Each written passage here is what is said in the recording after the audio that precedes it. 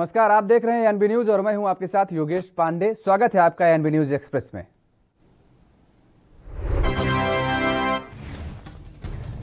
America के राष्ट्रपति Joe Biden की मानसिक हालत और 2020 के राष्ट्रपति चुनाव में धांधली को लेकर 124 रिटायर अमेरिकी सेना ने जनरल और एडमिरल ने एक खुले पत्र पर हस्ताक्षर किए हैं। इस पत्र में कहा गया है कि हमारे संविधान में वर्णित लोगों की इच्छा बिना निष्पक्ष और ईमानदार चुनाव कहीं खो गई है।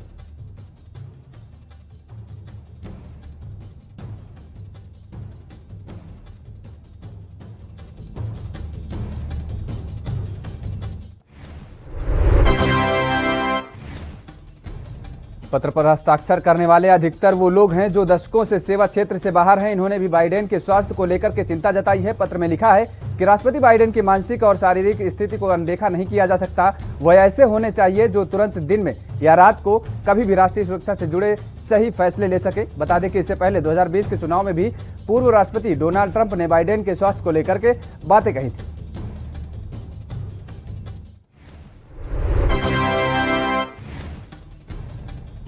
अमेरिकी अंतरिक्ष एजेंसी नासा के केपलर स्पेस टेलीस्कोप से मिले डेटा की मदद के वैज्ञानिकों की टीम ने एक बड़ी खोज की है। दरअसल इन्हें 5 जुड़वा सितारों से सिस्टम के बारे में पता चला है। सबसे खास बात यह है कि इसमें हर किसी में एक ग्रह भी मौजूद है जहां जीवन की संभावना दिखाई देती है। इलिनॉइस यूनिवर्सिटी के वैज्ञानिकों ने केपलर के डाटा का इस्तेमाल कर एक नया तरीका इजाद किया है, जिससे ऐसे सिस्टम का पता चला है जिसमें 2 सितारे हैं।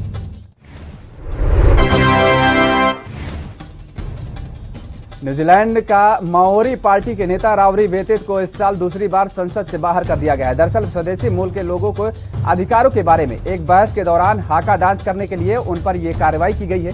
प्रधानमंत्री जेसिंडा आर्डर्न बुधवार को सांसदों के सवाल सुन रही थी, तभी वेतित ने उन्हें बीच में ही रोक दिया। इससे लेकर के उनकी स्पीकर से तीखी बहस भी हुई।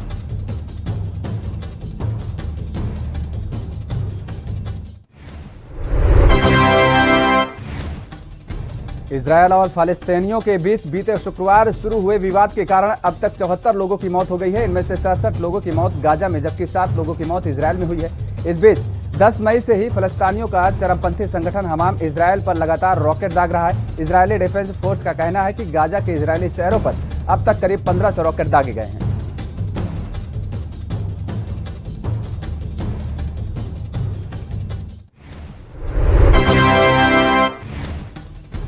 जवाब में इजरायल ने भी हमाम के ठिकानों पर एयर स्ट्राइक की है, जिसमें हमाम के कई स्टाफ कमांडर मारे गए हैं। ऐसे में सबसे बड़ा सवाल यह है कि इतने रॉकेट दागे जाने के बाद भी कैसे इजरायल को बेहद कम नुकसान हुआ। तो इससे पीछे का पोस्टर बॉय आयरन डोम है, जो कि एयर डिफेंस सिस्टम है जो इजरायल का सबसे बड़ा रक्षक है। इसके कारण ही हमाम के सैकड़ों रॉकेट भी इजरायल का कुछ नहीं बिगाड़ पा रहे हैं।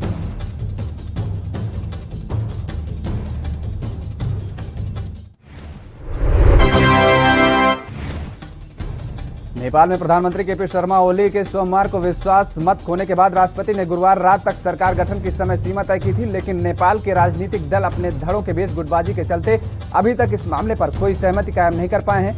शेर बहादुर देउबा के नेतृत्व वाली नेपाली कांग्रेस ने मंगलवार को प्रधानमंत्री पद के लिए दावा पेश करने का फैसला किया था, लेकिन गठबंधन सरकार बनाने की उसकी कोशिशों को झटका लग गया है।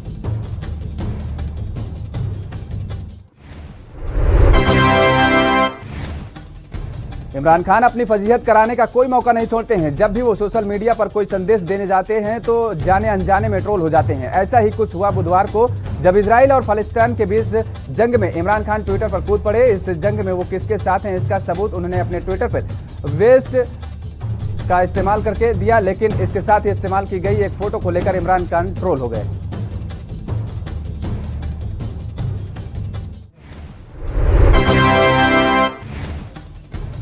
क्रिप्टो कंपनी एथेरियम के फाउंडर विटालिक ब्यूटेन ने भारत को कोरोना वायरस से लड़ने के लिए $1 बिलियन की कीमत के अधिक का क्रिप्टो कॉइन देने का वादा किया है। 27 वर्षीय विटालियन द्वारा किए गए इस दान को मेम डिजिटल करेंसी के रूप में दिया गया है, जिसे शिबा इनू कॉइन कहा जाता है। इस कॉइन का नाम एक कुत्ते की नस्ल पर रखा गया है। विटालिक ने इसके अलावा एथेरियम के रूप में दान दिया है।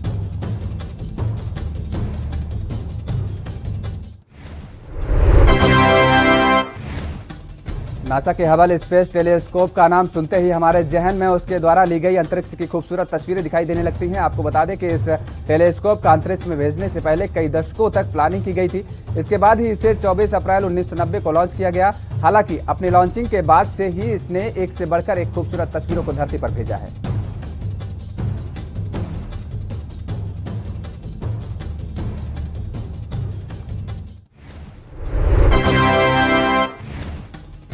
मध्य असम के नागांव जिले के बरहामपुर पुलिस थाने के अंतर्गत बामुनी हिल्स के ऊपर रहस्यमय परिस्थितियों में कम से कम 20 जंगली हाथियों के मृत पाया गया है।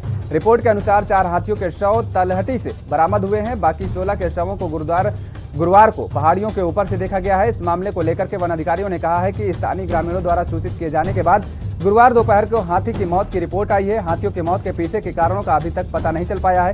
जंगलों के अधिकारियों को संदेह है कि बिजली गिरने से हाथी आए। तो कोरोना महामारी के खिलाफ देश में चलाए जा रहे दुनिया का सबसे बड़ा टीकाकरण अभियान के बीच एक और अच्छी खबर है। भारत ने रूसी वैक्सीन स्पुतनिक वी की खेप पा गई है। आज नीति आयोग के सदस्य डॉक्टर वीके पॉल ने इसकी जानकारी दी है। इस वैक्सीन को देश में 12 अप्रैल को मंजूरी दी गई थी। देश में कोरोना की यह तीसरी वैक्सीन होगी। अब देश में वैक्सीन को सीरम इंस्टीट्यूट की कोवैक्सीन टीकाकरण अभियान का हिस्सा है।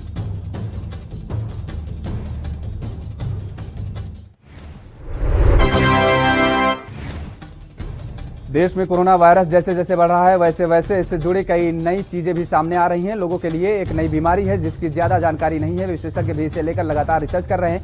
नीति आयोग के सदस्य डॉक्टर वीके पॉल ने बताया है कि National Technology Advisory Group of Immunization ने इस बात पर चर्चा की है कि एक बार अगर कोरोना हो जाता है तो एंटीबॉडी कब तक रहती है।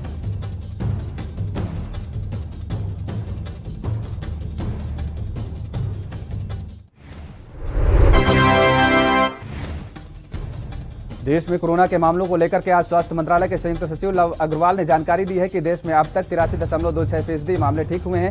इसके साथ ही देश में करीब 37.1 लाख सक्रिय मामलों की संख्या बनी हुई है।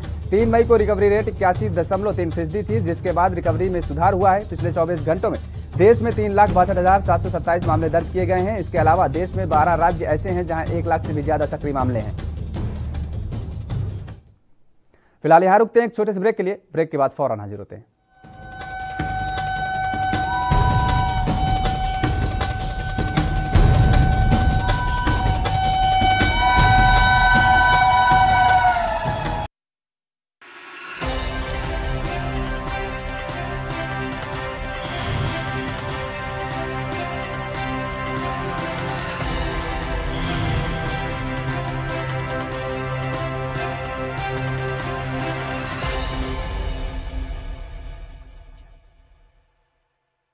कोविड वैक्सीन बिल्कुल सुरक्षित है ਅਤੇ ਤੁਹਾਡੀ ਜਾਨ ਬਚਾ ਸਕਦੀ ਹੈ। टीका लगाओ, परिवार बचाओ। पंजाब सरकार ਵੱਲੋਂ जनहित ਵਿੱਚ जारी।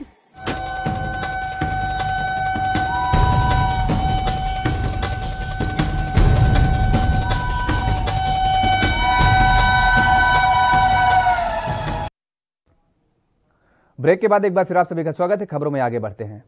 डॉक्टर एनके अरोड़ा की अध्यक्षता वाली कोविड वर्किंग ग्रुप की सिफारिश के बाद केंद्र सरकार ने कोविशील्ड वैक्सीन की पहली और दूसरी खुराक के बीच के अंतर को 12 से 16 हफ्ते तक बढ़ा दिया गया है।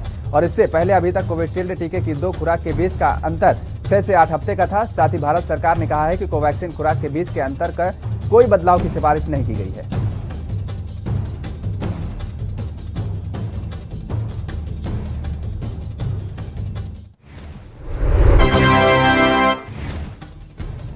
प्रधानमंत्री नरेंद्र मोदी आगामी 14 मई को प्रधानमंत्री किसान सम्मान निधि योजना की 8वीं किस्त के रूप में 9.5 करोड़ लाभार्थी किसान परिवारों के लिए 19,000 करोड़ रुपए की राशि जारी करेंगे। पीएम कार्यालय की ओर से जारी एक बयान में कहा गया है कि प्रधानमंत्री वीडियो कॉन्फ्रेंसिंग के माध्यम से आयोजित एक कार्यक्रम में पीएम किसान सम्मान निधि की राशि जारी करेंगे और लाभार्थी से संवाद भी करेंगे।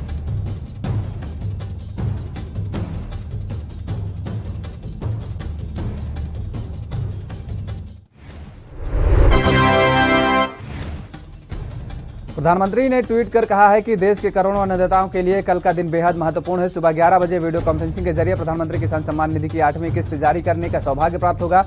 उन्होंने कहा कि इस अवसर पर अपने किसान भाई बहनों के साथ संवाद करेंगे। इस योजना के तहत कुछ अपवादों को छोड़कर के जोत वाले किसान परिवारों के आय में 6,000 रुपए की सालाना सहायता प्रदान की जाती है।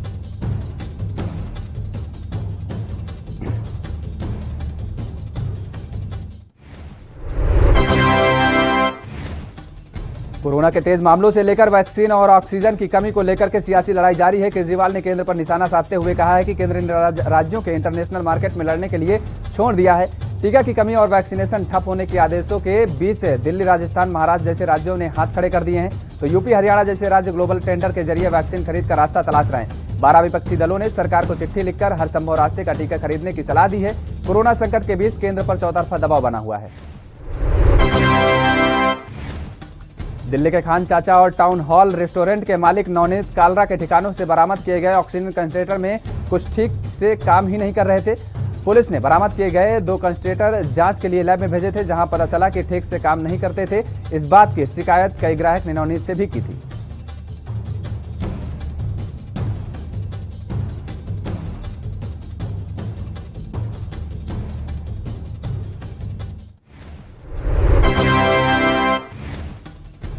जहां प्रमुख पप्पू यादव द्वारा भाजपा सांसद राजीव प्रताप रूडी के MPLAD के से खरीदी रखी गई तमाम एम्बुलेंसों को मीडिया के सामने सार्वजनिक करने के बाद शुरू हुआ विवाद थमने का नाम नहीं ले रहा है। दरअसल मामला सामने आने वाले दिन जितनी तादाद में एम्बुलेंस रखी थी, आज उनमें से बहुत सारी एम्बुलेंस यहां से हटा दी गई हैं। हटाकर कहां रखी गई हैं, इस संबंध में कोई भी ऑन कैमरा या ऑफ कैमरा कुछ बोलने को तैयार नहीं है।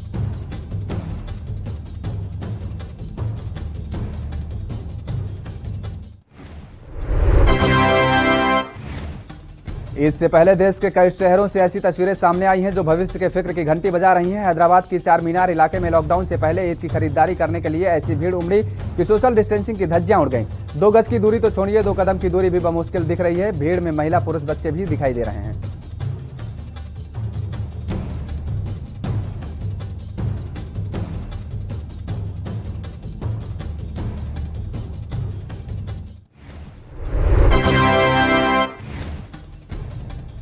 लुधियाना समेत उत्तर भारत के कई हिस्सों में बारिश के मौसम में सुहाना हो गया है। जहां इस बारिश से लोगों को गर्मी से राहत मिल गई है, तो वहीं कूलर AC भी बंद करके दिए गए हैं। बता दें कि पिछले कुछ दिनों से पंजाब समेत उत्तर भारत के कुछ राज्यों में बारिश हो रही है, जिससे लोगों को मई महीने में पड़ने वाली गर्मी से राहत मिली है।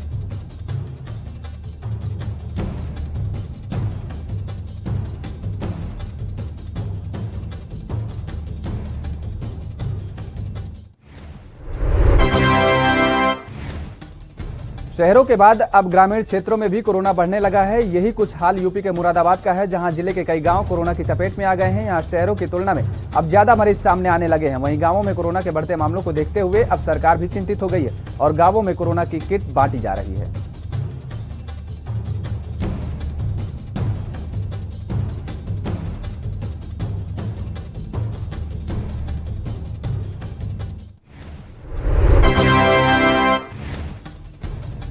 देश एक तरफ जहां कोरोना महामारी से जूझ रहा है, तो वहीं इस संकट की घड़ी में जीवन रक्षक बूटी यानी वैक्सीन की भारी किल्लत हो गई है। इसके कारण कई स्थानों पर वैक्सीन अभियान रोकना पड़ा है।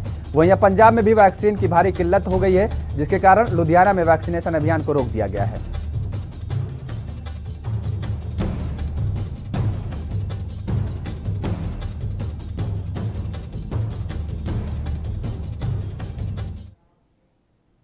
यहां रुकते हैं एक और छोटे से ब्रेक के लिए। ब्रेक के बाद फौरन हाजिर होते हैं।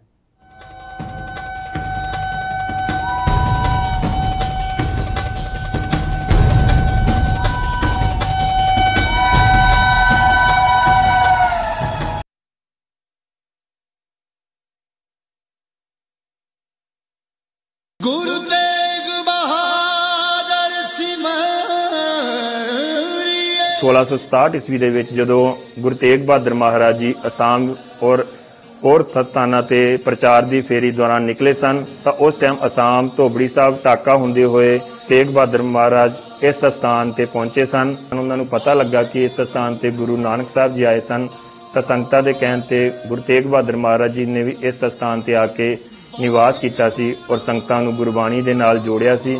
ਉਸ ਟਾਈਮ ਬੀਤੇ ਸਵੇਰੇ ਸ਼ਾਮ ਦੋਨੋਂ ਟਾਈਮ ਕੀਰਤਨ ਹੁੰਦਾ ਸੀ ਔਰ ਅੱਜ ਤੱਕ ਇਸ ਗੁਰਦੁਆਰਾ ਸਾਹਿਬ ਵਿਖੇ ਸਵੇਰੇ ਸ਼ਾਮ ਦੋਨੋਂ ਟਾਈਮ ਕੀਰਤਨ ਹੁੰਦਾ ਹੈ।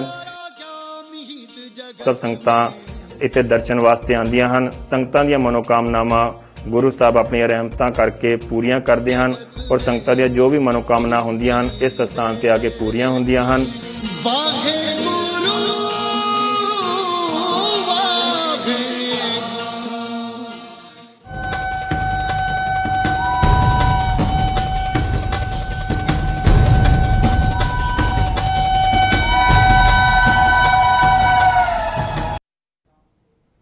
ब्रेक के बाद एक बार फिर आप सभी का स्वागत है। ANB न्यूज एक्सप्रेस के जरिए बढ़ते हैं अगली खबर की ओर।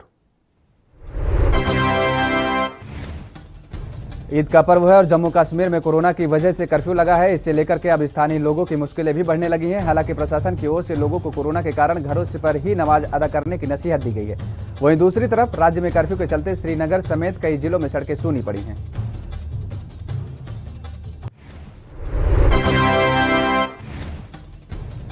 कोरोना वैक्सीन की कमी के बीच टीकाकरण कर नई रणनीति बनाई गई है। राष्ट्रीय तकनीकी सलाहकार समूह ने कई सिफारिशें की हैं। NTAGI का कहना है कि कोविशील्ड की 2 खुराक के बीच के अंतर में बढ़ाकर अब 12 से 16 सप्ताह कर दिया गया है और कोरोना पॉजिटिव और लोगों को रिकवरी के 6 महीने के बाद वैक्सीन लगाई जाए।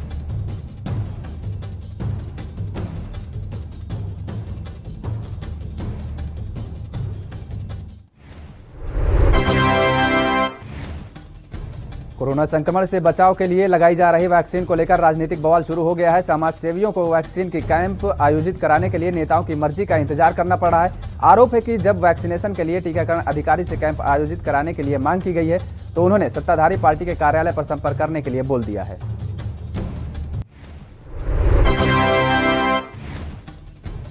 देहरादून के थाना सहजपुर पुलिस कोरोना काल में थाना अध्यक्ष नरेंद्र गहलावत की अध्यक्षता में क्षेत्र के लोगों के लिए मानवता की मिसाल पेश की जा रही है। थाना अध्यक्ष ने पुलिस कोरोना संक्रमित लोगों को ऑक्सीजन सिलेंडर और खाद्य सामग्री पहुंचाने का काम कर रही है। जब कोरोना संक्रमित मरीजों का साथ अपने घरवाले तक छोड़ दे रहे हैं, सहजपुर थाना पुलिस लोगों के लिए देवदूत बनकर आई है। शुक्रवार से यरूशलेम के अल अक्सा मस्जिद कंपाउंड से इजरायल पुलिस और फलस्तीनियों में शुरू हुई हिंसा गाजा सीमा पर खूनी संघर्ष में बदल चुकी है। इस जंग में अब तक 43 लोग मारे गए हैं, जिनमें 13 बच्चे और 3 महिलाएं शामिल हैं। हमले में क्षेत्र के करीब 300 फलस्तीनी घायल हुए हैं।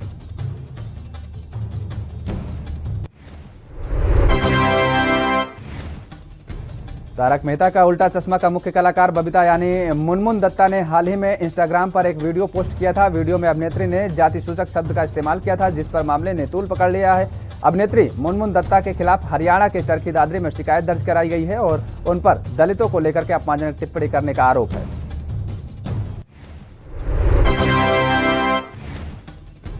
हरियाणा के चरखी दादरी में एक व्यक्ति की चाकुओं से गोदकर हत्या का मामला सामने आया है। आपसी रंजिश के चलते आरोपियों ने वारदात को अंजाम दिया है। पुलिस ने कार्रवाई करते हुए 2 आरोपियों को गिरफ्तार कर लिया है। मामले में गिरफ्तार आरोपियों से पुलिस पूछताछ कर रही है।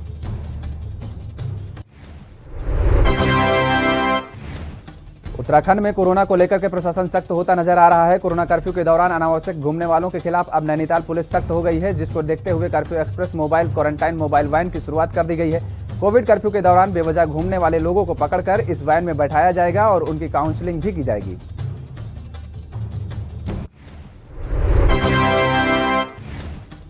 उत्तराखंड के रुड़की के गंगा नहर में स्वास्थ्य विभाग और प्रशासन की टीम ने निजी अस्पतालों की बड़ी छापेमारी की है। बिना अनुमति के कोरोना के मरीजों को भर्ती करने के आरोप में ओपीडी के सील कर दिया गया है।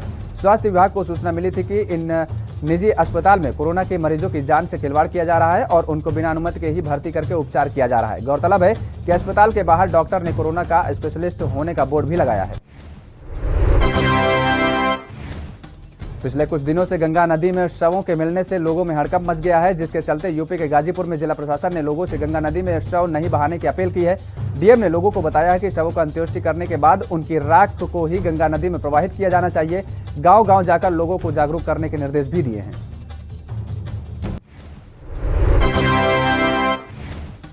यूपी के मुख्यमंत्री योगी आदित्यनाथ ने 4 दिन पहले शुरू की गई एक मुहिम अब रंग ला रही है। योगी ने मनोहरपुर गांव में पहुंचकर वहां के कुछ कोरोना संक्रमित परिवारों को दवाई की किट के साथ साथ कोरोना से बचाव के तरीके समझाए थे, जिसके बाद अब WHO ने भी योगी मॉडल की तारीफ की है। ग्रामीणों को भी सीएम योगी का मॉडल पसंद आया है, जिसके चलते ज्यादा से ज्यादा लोगों को टेस्टिंग की जा रही है। मध्य प्रदेश में कोरोना का कहर जारी है। वहीं सीएम शिवराज ने ऐलान किया है कि ऐसे बच्चे जिनके परिवार से पिता का साया उठ गया है, कोई कमाने वाला नहीं है बचा है, ऐसे परिवार को 5,000 रुपए प्रति माह पेंशन दी जाएगी। ऐसे सभी बच्चों की शिक्षा का निःशुल्क प्रबंधन भी किया जाएगा ताकि वे अपनी पढ़ाई लिखाई जारी रख सकें।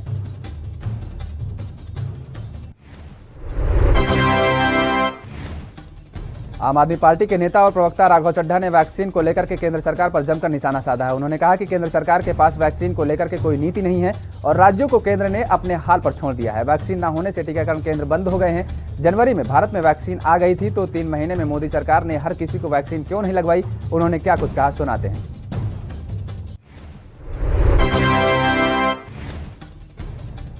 मध्य प्रदेश में कोरोना की बढ़ती रफ्तार को देखते हुए कैबिनेट मंत्री विश्वास सारंग ने किल कोरोना अभियान की शुरुआत की है। अभियान के तहत ग्रामीण क्षेत्रों में कोरोना को खत्म करने के लिए सर्वे कराया जा रहा है। साथ ही घर घर जाकर के कोरोना टेस्ट किया जाएगा।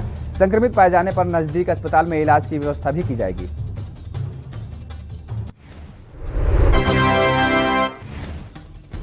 दिल्ली में कोरोना का प्रकोप लगातार जारी है। वहीं दिल्ली के डिप्टी सीएम ने बताया है कि राजधानी में पॉजिटिविटी दर 14% हो गई है। कोरोना के नए मामले घटकर 1400 हो गए हैं। मामले कम होने से अस्पतालों में बेड भी खाली हुए हैं।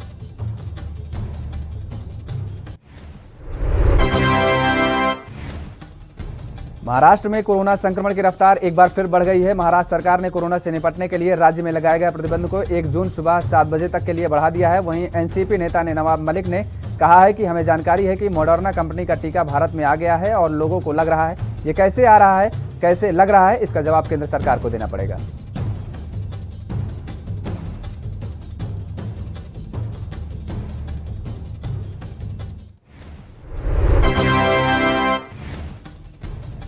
एनसीपी नेता नवाब मलिक ने ऑक्सीजन उत्पादन को लेकर के बनाई गई नई नीति की जानकारी दी है। इसके तहत जो मेडिकल ऑक्सीजन उत्पादन के लिए राज्य में नए प्लांट लगाएंगे, खासकर जहां प्लांट नहीं है, ऐसे प्लांट को वित्तीय सहायता दी जाएगी। साथ ही प्लांट को लगाने में जितना खर्च आएगा उस पर पूरी तरीके से सब्सिडी होगी।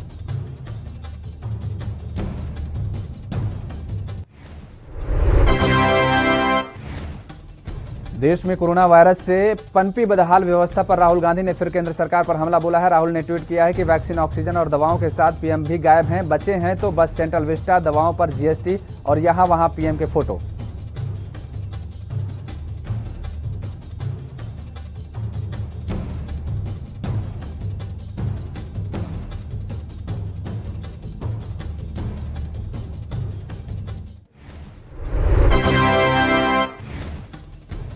पश्चिम बंगाल में ममता की एक बार फिर से वापसी हो गई है, लेकिन गवर्नर और मुख्यमंत्री के बीच हालात पहले की ही तरह तल्खी वाले हैं। इस बीच राज्यपाल कुछ बिहार में चुनाव बाद हुई हिंसा में प्रभावित क्षेत्रों का दौरा करेंगे, जिसे लेकर के ममता बनर्जी ने तीखे तेवर भी दिखाए हैं। सीएम ने इस दौरे को नियमों का उल्लंघन करार दिया है। हालांकि ममता के इस हमले में बीजेपी की ओर से तीखा जवाब आया है। बीजेपी प्रवक्ता समीप भट्टाचार्य ने कहा है कि अगर राज्यपाल राजनीतिक हिंसा का प्रभावित क्षेत्रों का दौरा करते हैं तो इसमें टीएमसी को क्या आपत्ति है। नीति आयोग के सदस्य डॉक्टर वीके पॉल ने कहा है कि भारत में अगले हफ्ते में स्पुतनिक वैक्सीन की बिक्री शुरू हो जाएगी। साथ ही उन्होंने कहा है कि पीडीए और डब्ल्यूएचओ के जिन वैक्सीन को मंजूरी मिली है वो कंपनी भारत आ सकती हैं। 1 से 2 दिनों में आयात लाइसेंस दिया जाएगा और अभी कोई भी आयात लाइसेंस लंबित नहीं है। डॉक्टर पॉल ने कहा कि अगस्त से दिसंबर में 8 अलग अलग टीकों की 216 करोड़ डोज हमारे पास होंगी।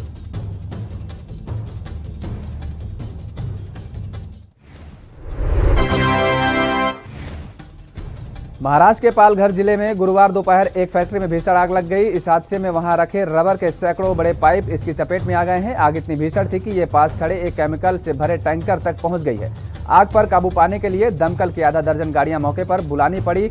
रबर मटेरियल होने के कारण आग बुझाने में काफी परेशानियों का सामना करना पड़ा। तो वहीं गनीमत है कि हादसे में किसी को हताहत होने की सूचना नहीं है।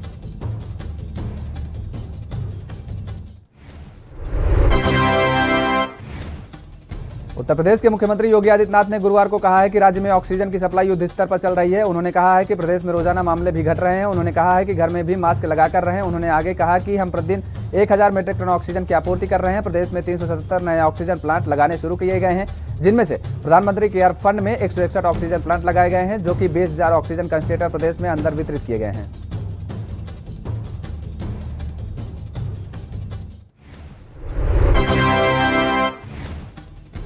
कोरोना के खिलाफ जारी लड़ाई में एक और बड़ा कदम उठाया गया है। गुरुवार को drugs controller general of India ने भारत बायोटेक के कोवैक्सीन को 2 से 18 साल के बच्चों पर ट्रायल की मंजूरी दे दी है। पहले कोरोना वैक्सीन पर निगाह रखने वाली सब्जेक्ट एक्सपर्ट कमेटी ने इसके ट्रायल की सिफारिश की थी। भारत बायोटेक की ओर से ट्रायल 525 वॉलंटियर्स पर किया जाएगा।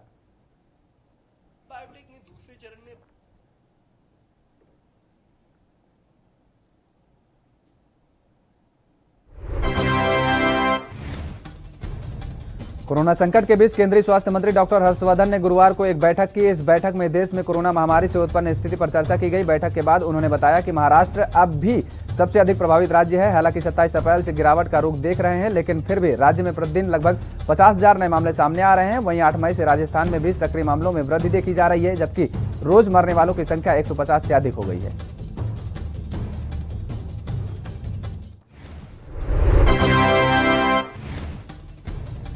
हरिद्वार में कोरोना के चलते ब्लड बैंक खाली हो रहा है। ब्लड बैंक हरिद्वार की ओर से लगातार विभिन्न सामाजिक संस्थाओं से रक्तदान शिविर आयोजित करने को लेकर के अपील की जा रही है। इसी को लेकर के बीजेपी कार्यकर्ताओं और सामाजिक संगठनों ने मिलकर एक रक्तदान शिविर हरिद्वार में लगाया है, जहां कई संस्थाओं से जुड़े सैकड़ों लोगों ने सोशल डिस्टेंसिंग के साथ रक्तदान किया।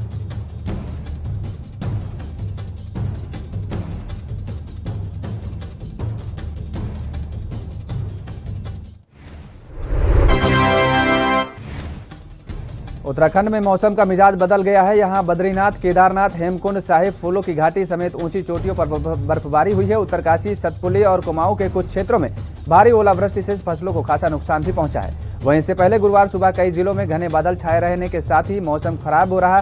बारिश हुई। केदारनाथ में सुबह से बर्फबारी होती रही। एएनबी न्यूज एक्सप्रेस में फिलहाल इतना ही। खबरों के लिए आप बने रहिए एएनबी न्यूज के साथ।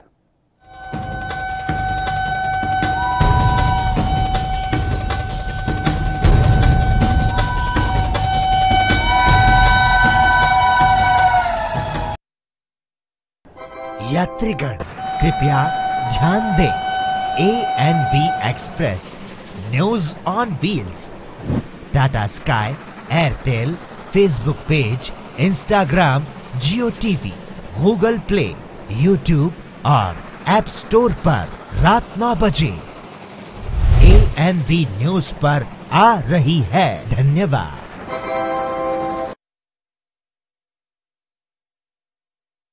गुरु तेग बहादुर सिमरिए। इस पावन पवित्र स्थान तो धन गुरु तेग बहादुर साहब महाराज ने अपनी गिरफ्तारी दी। इस स्थान तो सच्चे पातशाह ਨੂੰ ਪਾਲਕੀ 'ਚ ਬਿਠਾ ਕੇ ਗੁਰਦੁਆਰਾ ਸੀਸਗੰਜ ਦਿੱਲੀ ਲਿਜਾਇਆ ਗਿਆ, ਜਿੱਥੇ ਸੱਚੇ ਪਾਤਸ਼ਾਹ ਨੇ ਤਿਲਕ ਅਤੇ ਜੰਜੂ ਵਾਸਤੇ ਆਪਣੀ ਕੁਰਬਾਨੀ ਦਿੱਤੀ। ਇਹ ਪਾਵਨ ਪਵਿੱਤਰ ਸਥਾਨ ਆਗਰੇ ਦੀ ਧਰਤੀ ਤੇ ਹੈ। ਬਹੁਤ ਸੁੰਦਰ ਸਥਾਨ ਬਣਿਆ ਸੱਚੇ ਪਾਤਸ਼ਾਹ ਦੀ ਯਾਦ ਵਿੱਚ। ਇਹ ਸੱਚੇ ਪਾਤਸ਼ਾਹ ਨੇ ਇਸ ਸਥਾਨ ਤੇ ਲੈ ਕੇ ਇਸ ਜਗ੍ਹਾ ਨੂੰ ਭਾਗ ਲਏ, ਪਵਿੱਤਰ ਕੀਤਾ। ਸਾਰੀਆਂ ਸੰਗਤਾਂ ਜਦੋਂ ਵੀ ਆਗਰੇ ਆਓ ਆ ਕੇ ਗੁਰੂ ਮਹਾਰਾਜ ਦੇ ਪਾਵਨ ਸਥਾਨਾਂ ਦੇ ਦਰਸ਼ਨ ਕਰੋ। ਭੋਰਾ ਸਾਹਿਬ, ਗੁਰਦੁਆਰਾ ਮੰਜੀ ਸਾਹਿਬ, ਉੱਪਰ ਦਰਬਾਰ ਸਾਹਿਬ, ਉਹ ਖੂਹ ਜਿਸ ਦਾ ਜਲ ਸੱਚੇ ਪਾਤਸ਼ਾਹ ਨੇ ਮਿੱਠਾ ਕੀਤਾ ਸੀ, ਆ ਕੇ ਦਰਸ਼ਨ ਕਰਕੇ ਗੁਰੂ ਮਹਾਰਾਜ ਦੀਆਂ ਖੁਸ਼ੀਆਂ ਪ੍ਰਾਪਤ ਕਰੋ ਜੀ। ਵਾਹਿਗੁਰੂ।